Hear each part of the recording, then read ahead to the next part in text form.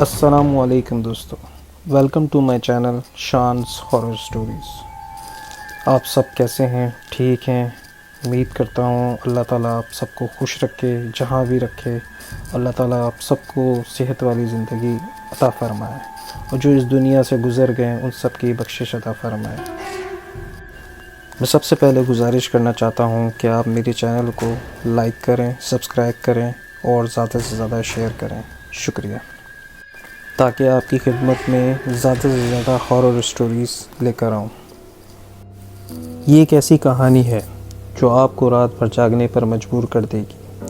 یہ کہانی ہے ایک ٹرک ڈرائیور کی، جو رات کے وقت ایک سنسان راستے پر سفر کرتا ہے، لیکن اس کے ساتھ پیش آنے والے پراسرار واقعات اسے ایسی حقیقت سے روشناس کراتے ہیں جو ہوش اڑا دینے کے لیے کافی ہے۔ کیا آپ نے کبھی سوچا ہے کہ رات کے اندھیرے میں ویران سڑکوں پر کیا چھپا ہوتا ہے؟ یہ کہانی آپ کو ایک ایسے سفر پر لے جائے گی جہاں ہر موڑ پر خوف اور دہشت آپ کا انتظار کر رہی ہے۔ آئیے اس خوفناک سفر پر نکلتے ہیں۔ احمد ایک تجربے کار ڈرائیور تھا۔ ایک رات کا وقت ہے، احمد بلوچستان کی سنسان سڑکوں پر اپنی رات کی ڈلیوری کر رہا تھا۔ چاند مدھم روشنی پھیلا رہا تھا اور چٹانی زمین عجیب سایوں سے بھری ہوئی تھی۔ وہ گھنٹوں سے ڈرائیونگ کر رہا تھا۔ اس کے سی وی ریڈیو سے صرف ایک ہلکی سی اسٹیٹک کی آواز آ رہی تھی، جب اسے آگے ٹمٹماتا ہوا ایک ہوٹل کا سائن نظر آیا۔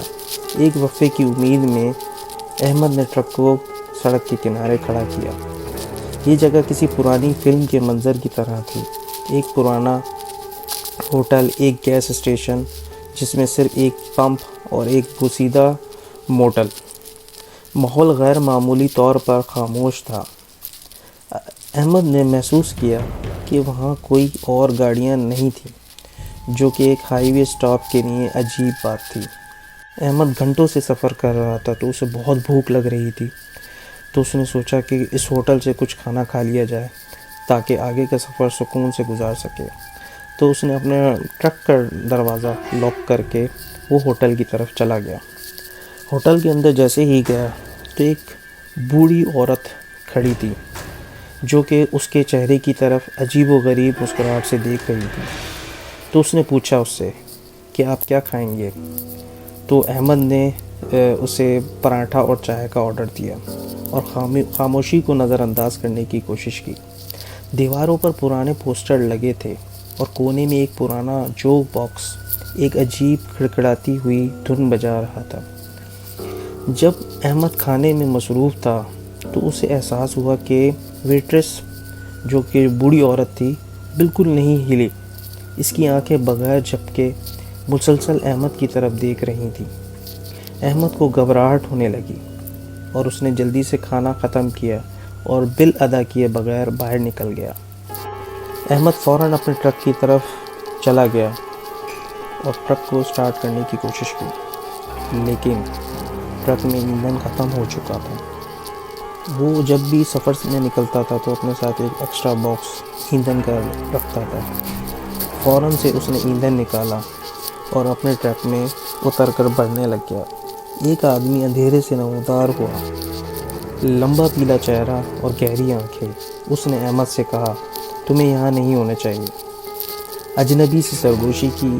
اس کی آواز بہت دھیمی تھی، لیکن اس میں خوف کا عجیب احساس تھا۔ احمد رک گیا۔ احمد نے اس سے پوچھا کیوں؟ اس آدمی نے کوئی جواب نہیں دیا، بلکہ ہوٹل کی طرف اشارہ کرنے لگا، وہی ہوٹل جہاں احمد نے کھانا کھایا تھا، اور وہی بوڑھی عورت جو کہ دروازے پہ احمد کو عجیب سی نظروں سے دیکھ رہی تھی۔ جبکہ اور اس آدمی نے کہا، وہ اصل نہیں ہے۔ اجنبی نے کہا، یہ جگہ بھی نہیں ہے۔ اگر زندہ رہنا چاہتے ہو تو فوراً یہاں سے نکل جاؤ۔ احمد کے جسم میں سرد لہر دوڑ گئی۔ وہ فوراً اپنے ٹرک میں واپس آیا، لیکن جیسے ہی اس نے گاڑی سٹارٹ کی تو اس کی ہیڈ لائٹس کے سامنے ایک خوفناک منظر روشن کر دیا۔ وہ آدمی جس نے اسے خبردار کیا تھا اب سڑک کے درمیان پڑا ہوا تھا، جیسے کسی نے اسے کچل دیا ہو۔ خون زمین پر پھیلا ہوا تھا، لیکن اس کی مردہ آنکھیں ابھی بھی احمد کی طرف دیکھ رہی تھیں۔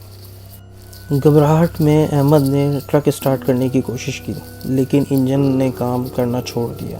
اچانک سے ہی ریڈیو سے ایک عجیب کھڑکھڑاتی ہوئی آواز سنائی تھی، ایک مشق شدہ آواز ایک ہی جملہ دہرا رہی تھی، رک جاؤ، رک جاؤ، رک جاؤ۔ ہوٹل کی روشنیاں خوفناک انداز میں جھپکنے لگیں، اور وہی عورت جو کہ اتر کر احمد کے ٹرک کی طرف بڑھنے لگی، اس کے جسم کی حرکت غیر فطری تھی، جیسے کسی غیبی طاقت سے کنٹرول ہو رہی ہو۔ بہت خوف زدہ ہو کر احمد نے گاڑی چھوڑ دی اور بھاگ کر موٹل کی طرف دوڑ لگائی۔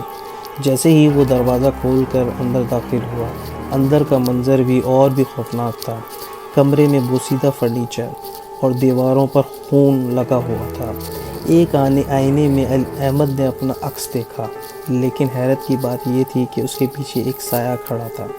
یہ جگہ اور اس سائے کی آواز اتنی خوفناک تھی، جو کہ اس خوفناک آواز میں اس نے احمد سے یہ کہا کہ یہ جگہ تمہارے لیے نہیں۔ وہی مسخ شدہ آواز ایک بار پھر گونجی۔ احمد اپنے حواس بحال کرنے کی کوشش کی اور ٹرک کی طرف دوڑا۔ ٹرک کا انجن آخر کار اسٹارٹ ہو گیا۔ جیسے ہی وہ وہاں سے نکلا، پیچھے سے چیخوں اور ہنسی کی آوازیں آ رہی تھیں۔ جب وہ ہائی وے پر پہنچا تو اسے احساس ہوا کہ وہ جگہ کہیں نہیں تھی، اور وہ ہوٹل، وہ گیس اسٹیشن اور نہ موٹل، صرف ویرانی۔ احمد نے کبھی کسی کو اس رات کے بارے میں نہیں بتایا، لیکن ایک بار پھر جب بھی وہ اس سڑک سے گزرتا ہے تو اسے وہی پرانی یاد خوف زدہ کر دیتی ہے۔